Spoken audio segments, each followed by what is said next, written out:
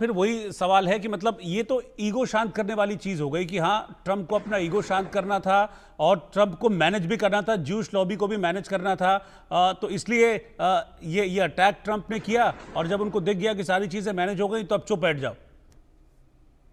बिल्कुल, देखिए, जंग कोई नहीं चाहता और लड़ाई कोई नहीं चाहता। सबको लगता है, और सब लगता है अरे नुकसान कितना होएगा हमारे मुल्क को अगर हम जंग में जाएंगे, अगर हम पे अटैक हो गया तो हम क्या होएगा।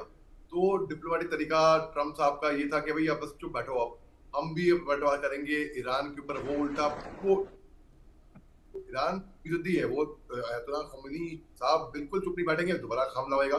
तो बेस्ट तरीका ये इनको लगा कि भाई शायद मैं ये स्टेटमेंट जारी कर देता हूँ और सीज फायर हो जाएगा, इससे इससे बराबर हो जाएगा। लोग सोचेंगे कि भाई तो हमारा हमारा नुकसान भी नहीं हुआ, इसराइल की भी इज्जत बच, ईरान की भी इज्जत बच गई, तो हमारा नुकसान भी नहीं हुआ और खत्म कहानी। पर डोनाल्ड ट्रंप साहब बिल्कुल अपनी क्रेडिबिलिटी खोना तो बहुत दूर की बात है, तो हम्म। कहाँ पीछे तक छोड़ आए हैं। तो इसमें क्या ईरान मान जाएगा, क्या इसराइल मान जाएगा, अब ये वक्त बताएगा। मगर at the end of the day दोनों में से कोई भी एक मुल्क ऐसे दिल में, दिल के किसी कोने में ये नहीं चाहेगा कि, क्योंकि जानते हैं नुकसान तो तगड़ा होने वाला है दोनों तरफ से। और अपने मुल्क का नुकसान फिर भी, अगर आप जंग जीत भी गए, आप चलो फर्ज कर लिया आप जंग जीत लिए, फिर नुकसान तो होगा ना आपका फिर भी, उसके बाद भी। तो हालांकि डोनाल्ड ट्रंप साहब का कहना है कि दोनों मुल्क एक साथ में इनके पास में आए, एक के बाद एक साथ साथ में, और बोला कि भाई सीज फायर करवाओ, ये कराओ, वो कराओ, और मैंने सीज फायर करवाया।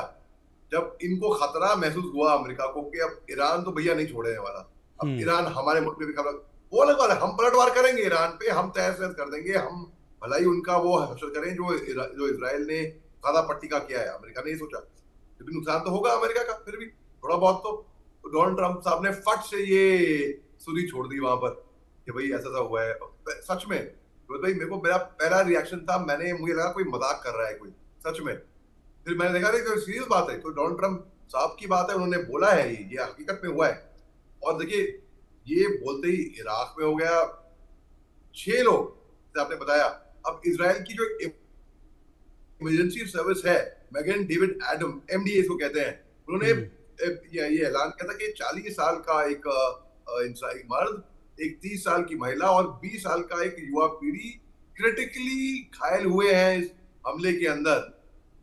और इसमें जो इजरायली डिफेंस फोर्सेस है, उसने आइडेंटिफाई किया, उसने पहचाने कुछ मिसाइल जो कि ईरान की तरफ से आए थे इसराइल के लिए। और उनका, और वो जो रिहायशी इलाके उनमें थे, वहां पर आके गिरे।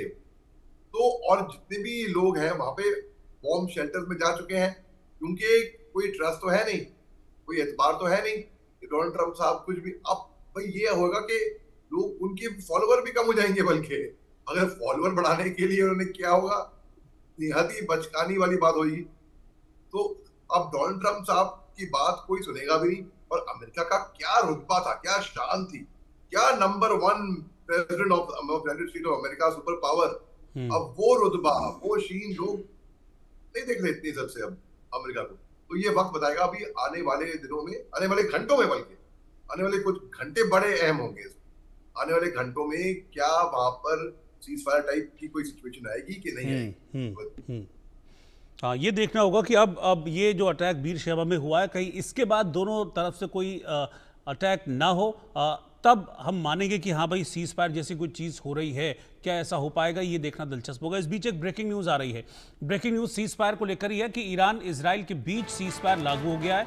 12 दिन के बाद ईरान और इजराइल में युद्ध विराम की घोषणा कर दी गई है। इजराइल के साथ सीज फायर लागू हुआ है, ईरानी मीडिया की ओर से ये हवाले से कहा गया है। साथ ही ईरान की तरफ से भी कह दिया गया है कि इजराइल अगर अब यहाँ पर हमले रोकता है तो हम भी हमला रोकेंगे। इजराइल कोई अटैक नहीं करेगा तो हम भी कुछ नहीं करेंगे, हम भी जवाबी कार्रवाई नहीं करेंगे। इस वक्त की ब्रेकिंग न्यूज़। तो 12 दिनों से ये जो जंग चल रही थी, ये फिलहाल ऐसा लग रहा है कि ये जंग यहाँ पर रुक गई है। लेकिन सवाल ये है कि कब तक के लिए जंग रुकी है, क्योंकि अभी फिलहाल दोनों पक्ष बात कह रहे हैं। इजराइल भी कह रहा है, ईरान भी कह रहा है।